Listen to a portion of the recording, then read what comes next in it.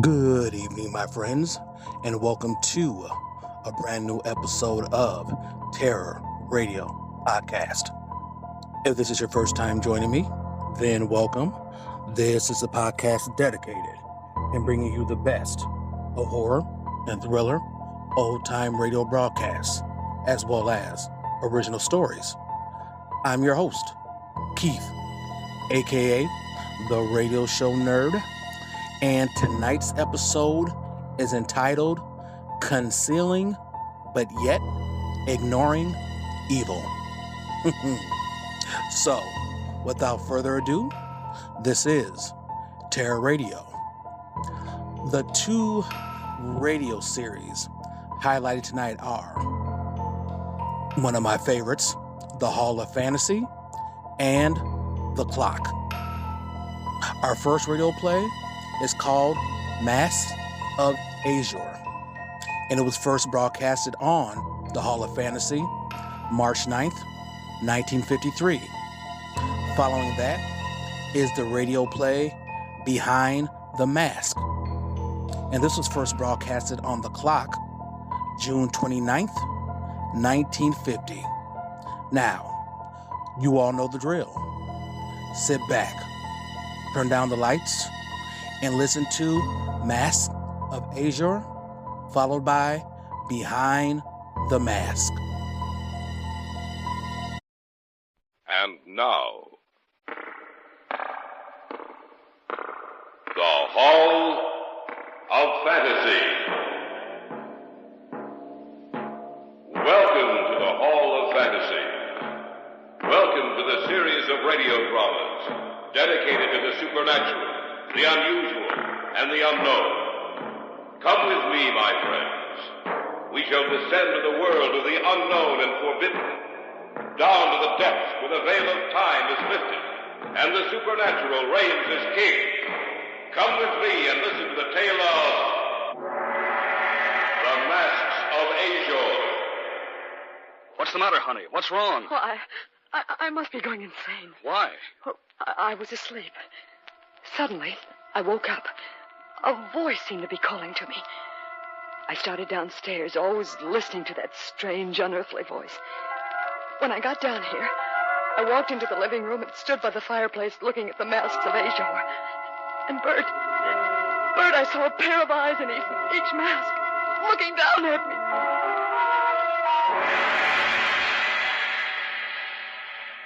me. In just a moment, the Hall of Fantasy will present The Masks of Ashor. And now for our story, an original tale of fantasy by Richard Thorne entitled The Masks of Ashor.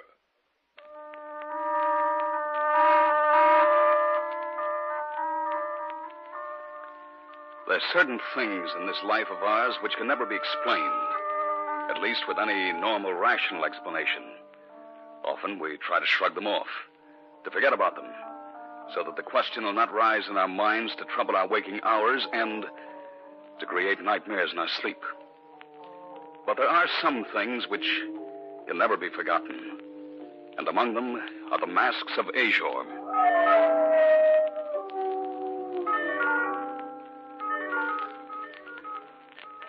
Marcia's uncle sent them to us.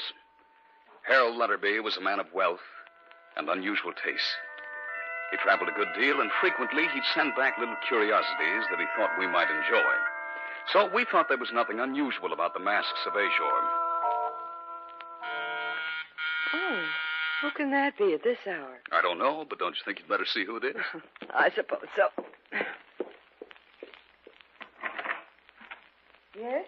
Package for Marcia Stanton. Well, I'm Marcia Stanton. Will you sign here, please? Yes, of course. Thank you, ma'am. Good night. Good night. Did you order anything, Bert? No. Did you? No, not that I can remember. Oh, wait a minute, Bert. It's from Uncle Harold. Harold to go broke sending us all these things. Well, open it, honey. See what's in it. Did you notice the postmark? Mm-hmm, East Honduras. Well, I'll save those stamps for Greg. He'll want them. Uncle Harold's certainly been useful to Greg in his stamp collection, hasn't he? Well, there, that's done. Now I'll take the top off the box. What are two masks in the box? Gold masks. And a letter. Uh-huh. Here, I'll open it. Read it aloud, Marcia. All right. See. Oh, my dear Marcia and Bert, here is a little present I picked up in Istanbul. I hope that you like them as much as you seem to have enjoyed the other curiosities I have sent you. I picked them up at a little shop from a dealer who was quite anxious to get rid of them. He called them the masks of Ashor. They're almost pure gold, and yet I bought them quite cheaply. There's some kind of a story connected with them. I don't know what it is. If I learn anything more, I'll be sure to write you. We'll return to the States shortly. of Uncle Harold. They're beautiful, and yet grotesque at the same time. Well, they look human, and yet... Well, it was pretty nice of Harold to send them to us. Where should we hang them? I don't know. That's your domain, not mine. Well, how about... Oh, over the fireplace? One on each side of the mirror? That sounds pretty good. Oh, we can hang them right now. Anything to make a man work. Bert. Yes, dear. Oh, it's nothing. Well, what were you going to say? Well, I don't know. For a minute, I had the strangest sensation about those masks. As if they could actually see me.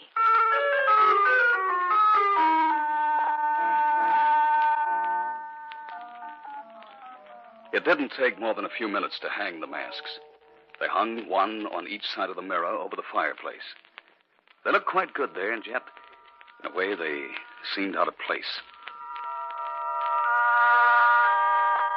The following night, Greg dropped in for a while.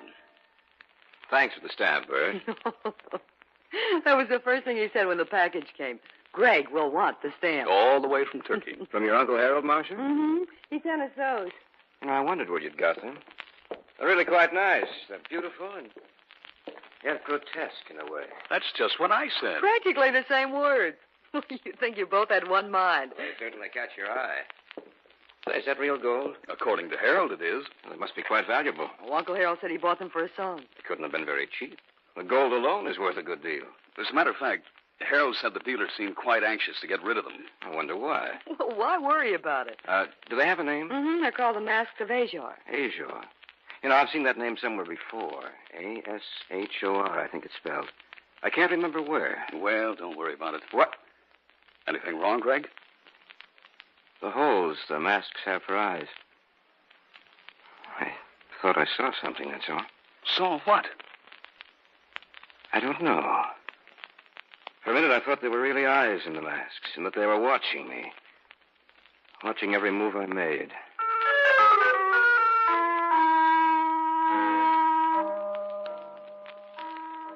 It had happened again. I looked closely at the masks, yet I could see nothing unusual about them. They hung there on the wall, lifeless, with that strange, mocking expression on their gold faces and yawning empty holes for eyes.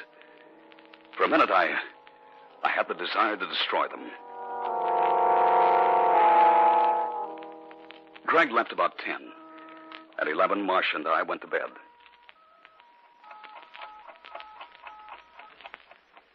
I fell asleep almost at once. I don't know what woke me, but of a sudden I was awake. I looked over at Marcia's bed, only to find it unoccupied. There was no sound in the room. Nothing save for the tiny heartbeat of the clock. For some reason, I had a desire to go downstairs.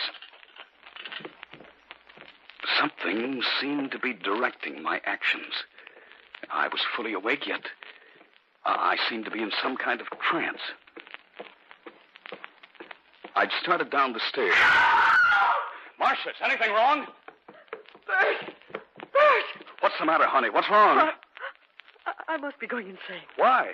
Well, I was asleep. Suddenly I woke up.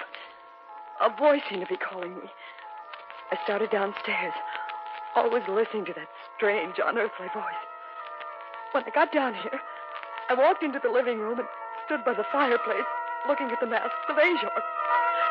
And Bert, I saw a pair of eyes in each mask, looking down at me. You must have imagined it. No, Bert, I didn't. Those masks had eyes, and they were watching me. Watching every move I made.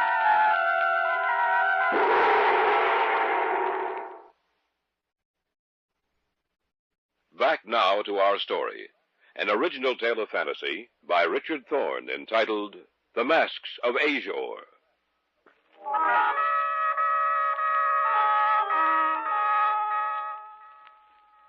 I had awakened in the middle of the night. Something had compelled me to go downstairs. And I found Marcia down there. She was almost hysterical. Those masks had eyes, and they were watching me. Watching every move I made. Wait a minute, Marcia. Take a look at them again, with the lights on. No, I can't. Of course you can. Take your hands away from your face. There. Now take a look at them. What? They're just as they should be. Of course they are. You imagined you saw eyes, Marcia. Perhaps it was a trick of the moonlight. I guess you're right, Bert. Oh, of course I am. Now let's go back upstairs to bed.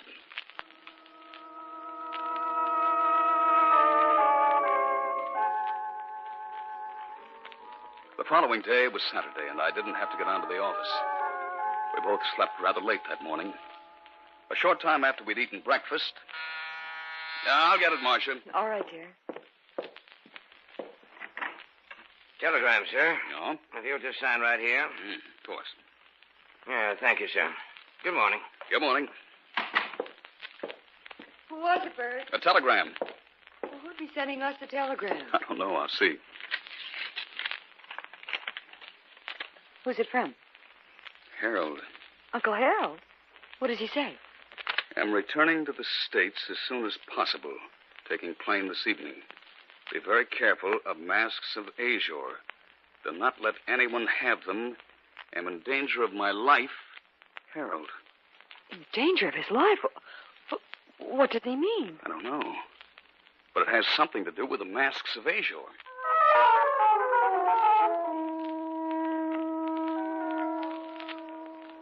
Saturday evening, Greg dropped in. What he told us that night was the first inkling I had that Harold Letterby had stumbled upon a relic of the past that would have been better had been forgotten for all time. By the way, I did a little research on those masks of yours. Oh? Did you find out anything interesting? Yes, quite a good deal. Well, give us a rundown. I don't know if you'd like to hear it. Why not? It's not very pleasant. Well, tell us anyway. All right. You see, I knew I'd heard the name Asia somewhere. Finally came back to me. In college, I took a course in mythology. That's where I'd heard the name. Ashor was the messenger of the underworld. It was he who went forth and summoned the victims to death in the final accounting. He wore a mask when he appeared on Earth, which he removed when he saw his victim. The mask was also worn to protect others, for whom the time was not ready to gaze upon his countenance. For the sight of his face meant death. You were right when you said it wasn't pleasant. He was accompanied always by a dog, a large dog of indeterminate breed who went before him. Ashor's presence was always known by the howling of the dog. Well, of course, that's just a myth. Ashor never really existed. I have to take it for what it's worth. Oh, yes, and one other thing. Yes. It said that the masks were once stolen from him, and he's been searching for them ever since. That he wears a different mask while searching for the gold ones. Oh, you've given me the shivers. Well, that's the story, Marcia. Well, it sounds like nonsense. A being who set forth to summon people to death, always accompanied by a dog. It is a superstitious belief that's come down to us from the childish minds of an ancient people. Did you hear that dog? Oh, it's only a dog in someone's backyard baying at the moon. Rather a coincidence, you might say, talking about a dog and then hearing one howling. But just a coincidence. What's that? I don't know. Sounds like an animal of some kind. Scratching at the door. I'll take a look. I'll go with you. Now be careful. There's nothing to be afraid of. There's nothing out here. What? I said there's nothing out here. But I just think I heard something scratching at the door. Well, there's nothing here now. There's no need to get upset about it. Let's go back in. I can't understand it. Forget about it, honey. I'm sorry if what I've told you has upset you. That dog, howling again. Somebody ought to talk to the guy who owns that animal. There's something at the door. Someone must be playing a joke on us. See what's there. I want to know what's outside. I'll go, Bert. I'll go, too. If it is someone playing a joke on me... Don't move. It is a dog. Why, I ought to... You wouldn't stand a chance.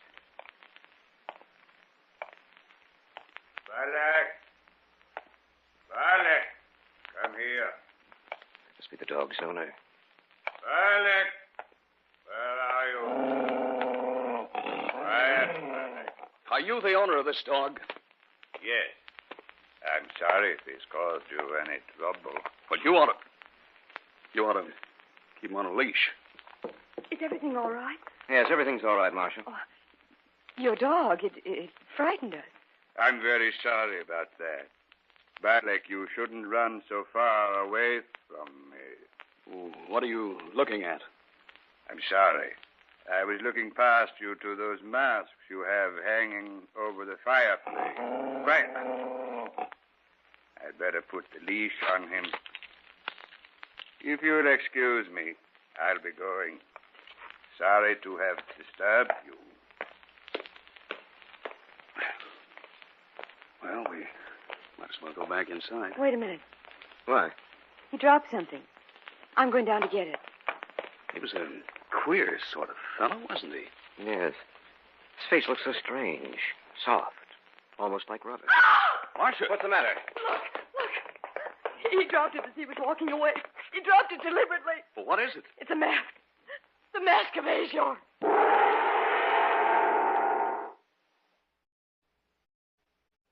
Back now to our story. An original tale of fantasy by Richard Thorne entitled The Masks of Ashor. We stood just outside the house. A minute before, the man and his dog had disappeared from our sight. Marcia went down the stairs to the walk where he dropped something. And then she screamed. It's a mask. The mask of Ashor. Here, let me see that. It is a mask. A sponge rubber mask. Remember what I said about his face? Yes, I do. What are we going to do? We can't do anything until Harold gets here. Maybe then we'll learn some more about these masks of Ashor.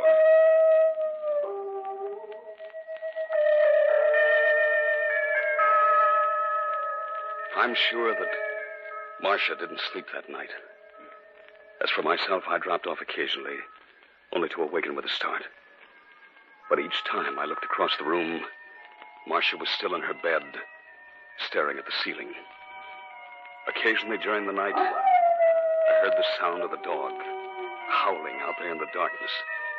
And each time I heard it, the sound of its voice made me shudder. The following afternoon, about 4 o'clock, a cab pulled up in front. Harold Letterby got out and came up the walk leading to our house. I see that you received the masks. Yes. And did you receive the cable? Yes, the following morning. When you bought these masks, you said that the dealer was anxious to get rid of them. Why? Had I known then what I do now, I would never have bought them. I think we know some of the story about Ashor coming to Earth to conduct his victims back to death. And the dog, Bert. Don't forget the dog. Then you know about the dog? Yes. We found out about it last night. Oh? How? It was here. Here? That's right. Then Ashor has found the masks. He knows they're here. He saw them last night when the door was open. Are you sure it was Ashor? After he left, Marcia found a mask. A sponge rubber mask. He will be back, you know. Oh, I wish you'd never found the mask. No more so than I, my dear. A short time after I'd mailed them to you, Ashor paid me a visit. He and the dog. I, too, found a sponge rubber mask after he'd left. The night before last, I saw something behind the mask. Like eyes. We must hide the masks from him. Otherwise, he will claim us all. What are you talking about? I have a plan. May work, I don't know. Perhaps we can strike a bargain with him. Bargain? Yes, our lives for the masks. We must find someone else who will keep them for us. Greg will do that. Greg? A friend of ours, Greg Hunter. You must tell him it will be dangerous. I will. Good. Get in touch with him immediately, for I am positive that Ashor will return tonight.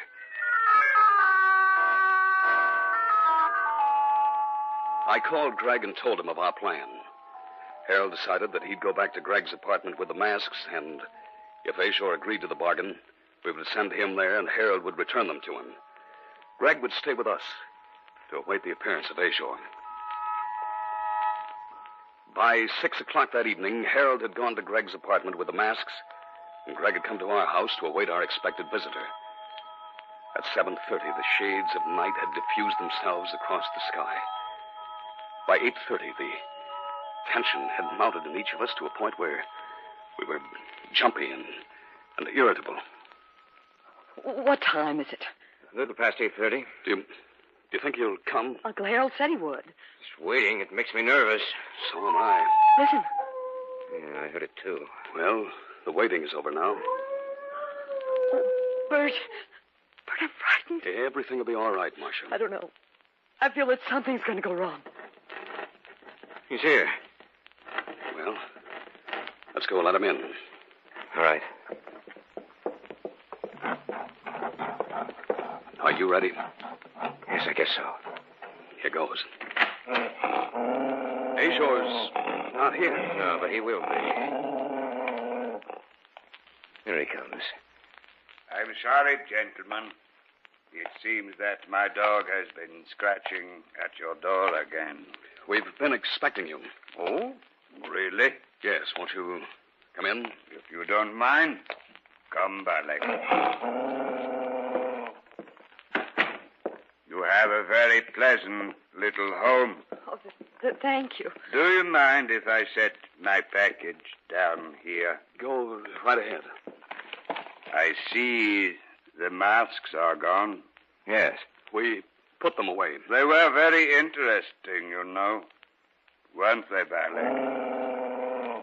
Balak is a good dog, yet he frightens people sometimes. You came here for the masks, didn't you? The masks? The masks of Ashor. Oh.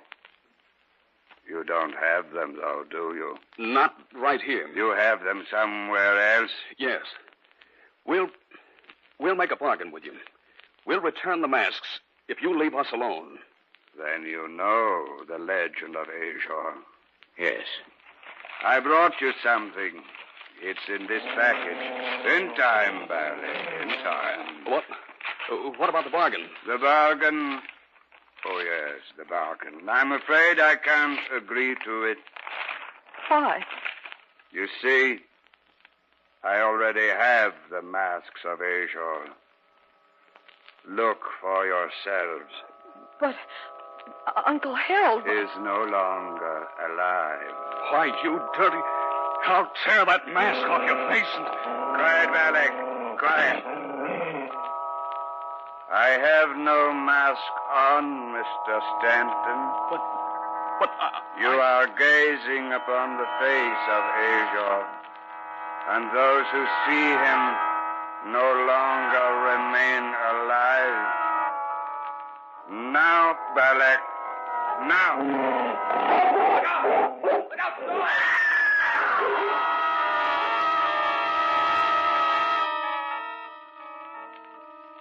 It is time for us to go back, Balak. We have recovered the masks of Ashor, and we have many calls to make.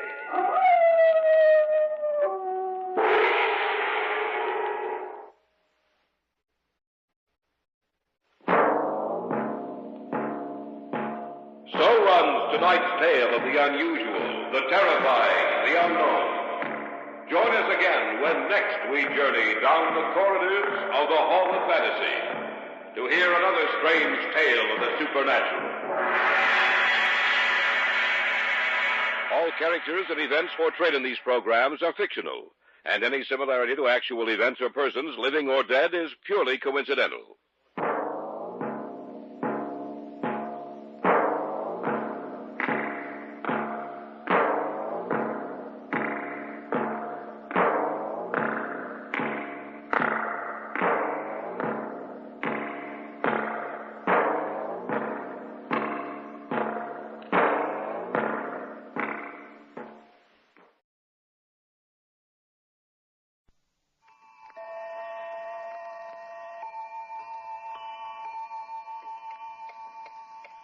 There is a theory that man, like time, has two identities. Time's countenance is day, and its alter ego is night. Breeding, intelligence, generosity, and mercy are the characteristics which civilized man must show the world in order to take his rightful place in it. But in some, there may be a dormant force underneath the veneer of civilization. A grasping, murderous, pitiless animal of hate and frenzy, which, when unleashed, can become a scourge whose only joy is blind destruction. How are you this evening, Lucy? Well enough, dear. Have you had your dinner? Yes. I've just finished mine, Frank. The roast was excellent. Yes. I've told Hilda to bring you some milk later on. Are you comfortable? Quite. What book would you like? I'm quite content with the papers, Frank. If there's something you want, you only have to ask for it. I know that, darling. Thank you. Well, I've been reading the account of the new research foundation. I'm very proud of my husband. Now, Lucy. When your name's in the newspapers, I can never get enough of it. You're so appreciated, loved by so many. Oh, the papers overdo it, Lucy. All I've done is donate a little money to a worthy cause. You've spent your whole life with worthy causes, Frank. You'd have been a multi-millionaire by now if you hadn't given so much away to charity. Well, I've still got enough to get by on. And I've made certain you have a handsome income for life if anything happens to me. Oh, Frank, please don't talk that way. Nothing's going to happen to you. You never know. Oh, no, you've got to live, Frank, for a long, long time. The world would find it hard to do without you. I think you're prejudiced. Thousands of people have you to thank for a new start in life. And even with everything you've done, you've always found time to bother with me. Oh, now, darling. If only I could be of some help to you. If only I weren't a hopeless invalid lying here in bed day after day. Lucy, please, I don't like to hear you speak like that. All right. But you could make me less self-conscious of it. If you would. How do you mean that? Well, Frank, darling, you never go out unless it's connected with business or charity. You never have any fun. I appreciate my home. I don't enjoy leaving it. You mean you feel guilty about leaving me alone? Now, Lucy. It happens every day. You deny yourself because of me. I overheard you talking to Frederick Walsh before you refused his invitation. That's just the sort of thing I don't want you to do. Oh, I can do without cocktail parties. Frank, you're still young, darling. I want you to get some pleasure out of life. But I do, Lucy. Darling, don't you see it's easier for me when I know you're not making additional sacrifices? You'd feel better if I went out occasionally? Yes, much better. Well, we'll see about it. No, I want you to start right now, tonight. I want you to go to Frederick's party. Oh, it'll probably be a bore. You know it won't, Frank. He's always had such interesting people for friends. I'm sure you'll enjoy yourself. Well, to be perfectly honest with you, Lucy, I did rather fancy the idea for a moment. There now. That's all I wanted to know. Now, you get yourself dressed and go to that party. And give my best to Fred. Are you sure you won't mind? Why should I? Well, all right, then. I'll run over for a couple of hours. Good. Well, what are you waiting for? For a moment, I had a feeling that I would forget about it. I don't know why. I'm being rather silly, aren't I? I don't know why I said that. Oh, well, good night, Lucy. Good night, Frank. Just make sure you come back to me when the party's over.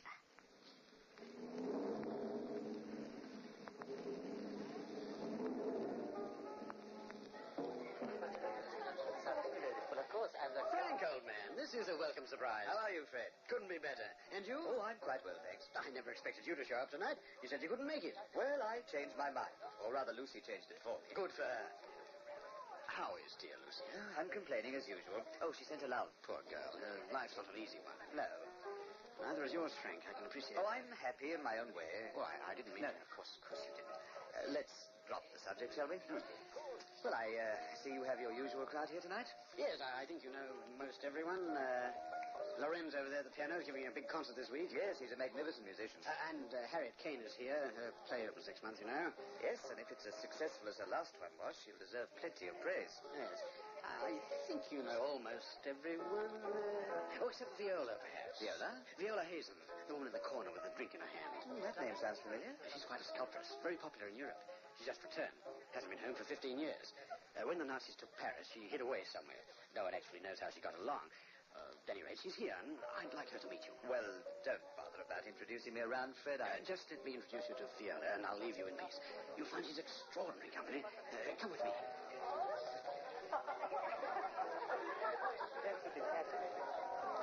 Viola, my dear. This is a charming party, Frederick. I'm glad you're enjoying yourself. I want you to meet a very good friend of mine, Frank Cameron. Viola Hazen, Frank. How do you do? How do you do? You must have heard of Frank. He's the modern Santa Claus. Plays Mr. Moneybags to every worthwhile project. Now, Fred. Oh, yes, Mr. Cameron's reputation has preceded him. I'm very impressed. I wouldn't pay any attention to Frederick. I believe he's a disappointed press agent. Oh, is that... Coming right over, Bob. Will you excuse me, please? Of course. Drink? Oh, yes, thank you. Here's one on the tray. Thank you. Shall we propose a toast? Yes, if you like.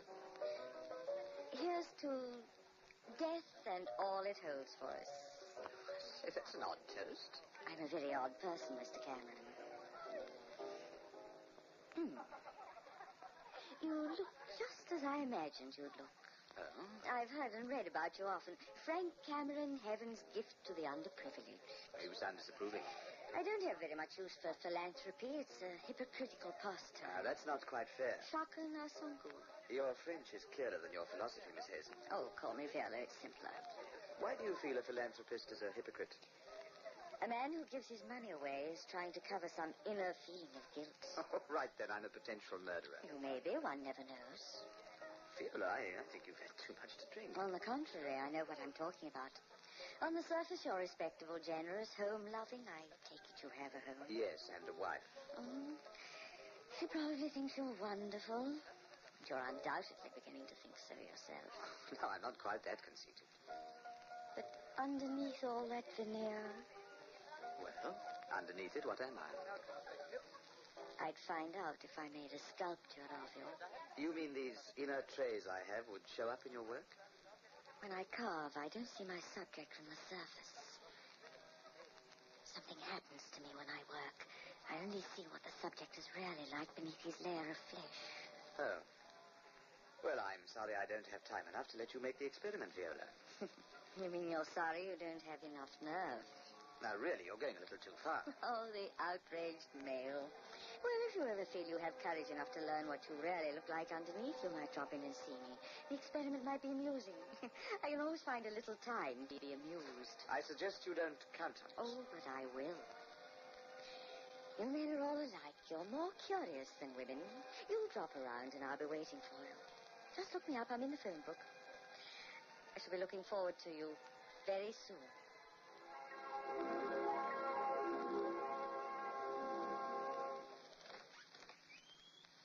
Is that you, Frank?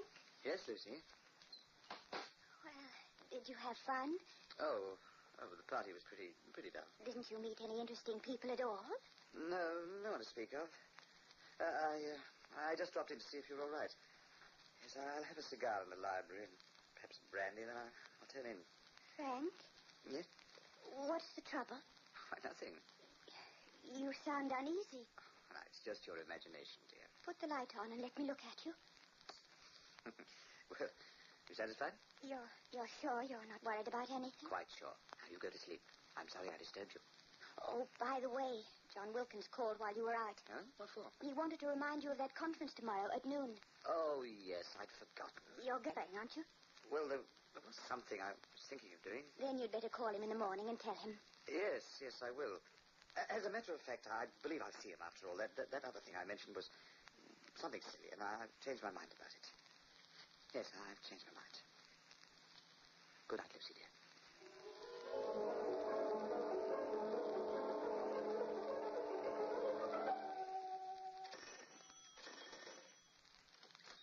Hello? Hello? Come in, won't you? Thanks. You, act as if you were expecting me. I was. Oh, this whole thing is ridiculous. Last night I made up my mind I wouldn't accept your childish offer. And why are you here? I don't know. Curiosity, perhaps? Oh, no, it's more than that. What do you mean? Cigarette. Oh, yes, thank you. Let me mix some drinks. No, please don't. I can't stay with you long. You're frightened. Of you? That's the silliest thing I've ever heard. You're frightened of what might happen if I modeled you in stone. Now, look here, I think this joke's gone far enough. All this nonsense about the inner me and so on, it doesn't amuse me anymore. Don't be angry. I'm not angry, but I think it's rot. Would you like me to prove it to you? Yes, if you can. What's your charge? Whatever you wish to pay. And how often will I have to come? Every evening at 8 for 3 or 4 hours. We could begin tonight if you could. Now, is it a bargain? Will you be here this evening? Yes, I'll be here. One thing I want you to remember, however. The responsibility is yours. What responsibility? For whatever happens when you learn the truth about yourself.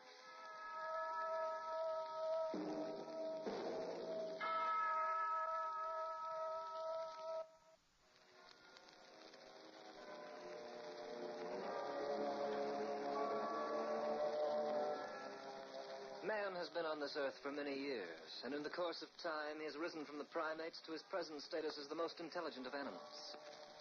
But there are a few who have not come quite so far, and who continue to teeter upon the narrow perch that divides civilization from aboriginal chaos. How much longer, Viola? Just a second, and you can take a break. All right, relax. Why do you always cover the statue after you finish? Because I don't want you to see it yet. It's been 5 days, and I'm getting curious. You'll see it when it's finished. It's been rather nice being here in the evenings.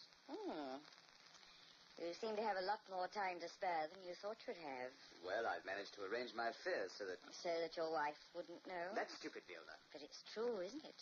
Haven't you been keeping this from her? Well, what if I have? Nothing. It just amuses me, that's all. Sometimes I think you have no heart. And what's so funny? You're so naive. Don't make fun of me. Are you falling in love, Frank? What? With me? Why, that's ridiculous. Is it? Stop it. What kind of a woman are you, anyway? Don't you have any sensitivity at all? Come here, Frank, and I'll show you how sensitive I am. Come on, come here. Well? I don't think we should have. Stop it! Stop it Before you what? I didn't mean that. I'm sorry. So you can be angry and barbaric. I was right. Yes, well, perhaps it is time for you to see what I've done. I'm not finished, but I'd like you to tell me what you think of it so far. You want me to uncover the statue? Yes, go ahead. Don't know if I should. Frightened? Go on, Frank, go on. See yourself as I see you. All right. Why, that's not me. Look closely. It looks more like some kind of monster. It's not finished, but it's well on its way. That's not a man, that's... An ape? Yes, Frank. If you faced yourself honestly, you'd know what it means. All men are like that underneath. Their souls are foul and decaying. You really hate, don't you? I have reason for it.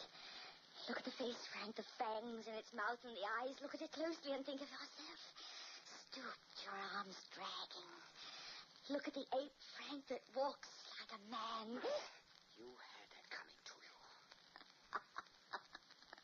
Oh, good. Very good. Now you're being honest.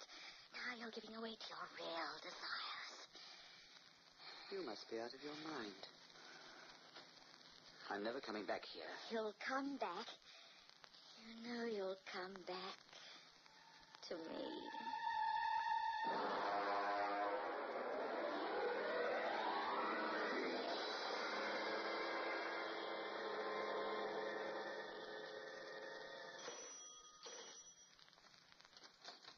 Welcome home.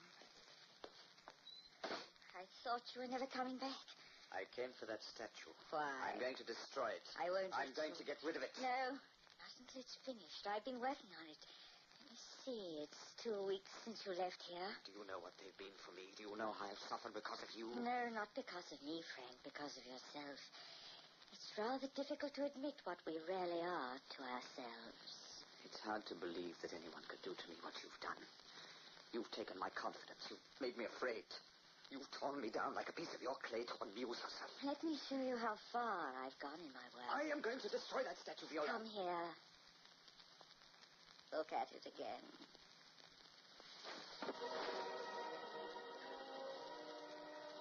It's horrible. the most frightful thing I've ever seen. I have a name for it, Frank. Do you know what it is? No, what I don't want to hear. I'm calling it the Ape Man. I'll smash it to pieces. Frank! Why don't you face the facts? What facts? You know you hate the life you've been leading, and you know you hate your wife. No. She's like an anchor around your neck. Your whole life has been like that. You've repressed your inner feelings. You're made out to be something that you're not. Stupid, Why don't you be as strong like I am? Why don't you admit that you come from the jungles, and that's where you want to return? No, you're completely insane. You must be. Take me in your arms, Frank. Kiss me if you want to kiss. I could kill you. Frank! Frank?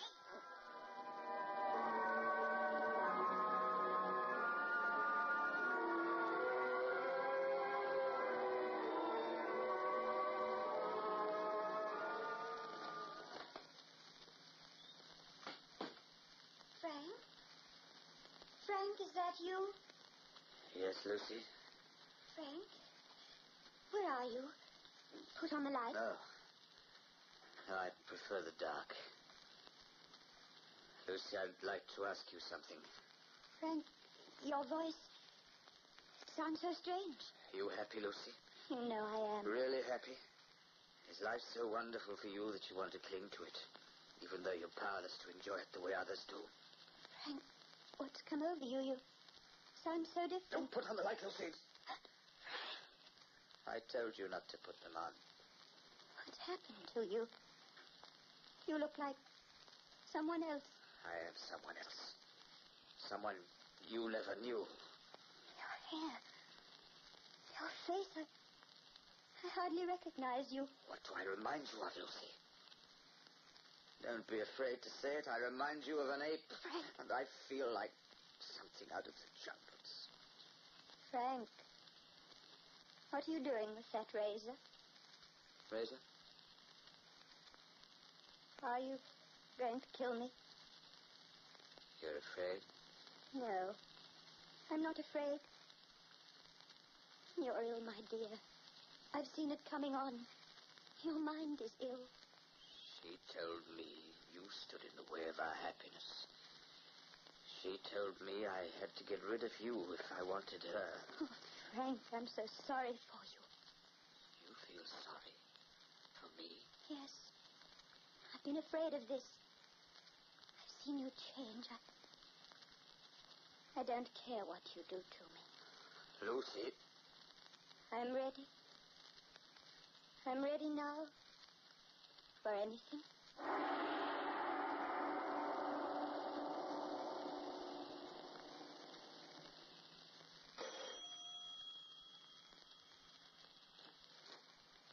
You're back. Yes, I'm back. Well? You still want me, Viola?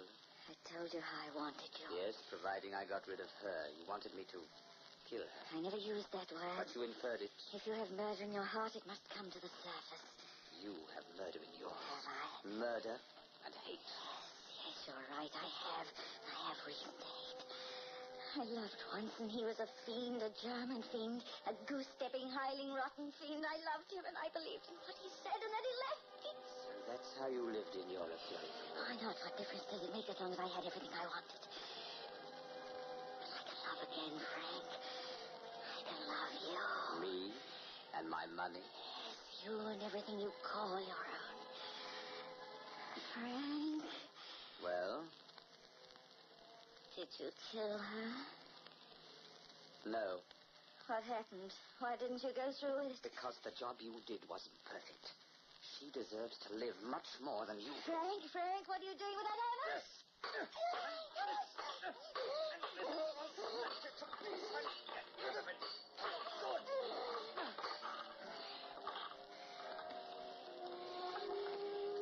Don't come near me. You wanted to make a murderer of me, didn't you? Frank, don't be a fool. It was all a joke. Was it? You know I wasn't serious. You know it. Why did you open the window? Come here, Viola. No. Come here. No. You let go of me. Down, Viola. We're 13 stories stories above the streets. Look how the lights shine down there in civilization. Go of me, please. Let go People of down me. there, Viola. Good people, not people like us, not animals, apes who belong in the jungle. If you love me, Frank, you let me go. You know you love I me. can't love you. Now I can only hate. You made me that way, you. Frank. Lean over. Through the window. No. Lean over. No. And look down. Would you like to join the others in the street? Would you like to join the civilized ones? You're forcing me over the stairs. You can join them down there, but first you must purify yourself. You can join them, Viola, and they'll have you in death. No. Don't do it. No. Go to them, Viola.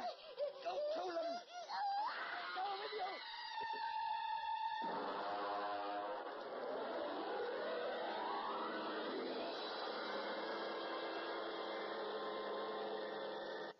To those of us who live in dignity, who respect the precepts of the conscience and the community of humans we call the world, to those life is a joy and a wholesome experience, much to be desired.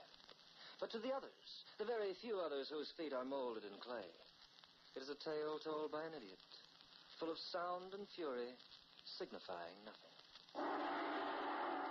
The Clock will be heard again next week, same time, same station. Written by Lawrence Clee, Hart McGuire narrates as The Clock, and you heard Richard Davies as Frank, Georgie Sterling as Viola, Wendy Playfair as Lucy, Max Osbiston as Fred. The Clock, directed by John Saul, is a Grace Gibson radio production. Well, that's our show for tonight. I want to thank you all for listening. And remember, you can find me on Facebook at facebook.com/terror1970, or you can find me on Instagram at Radio Show Nerd, or on Blue Sky at Terror Radio.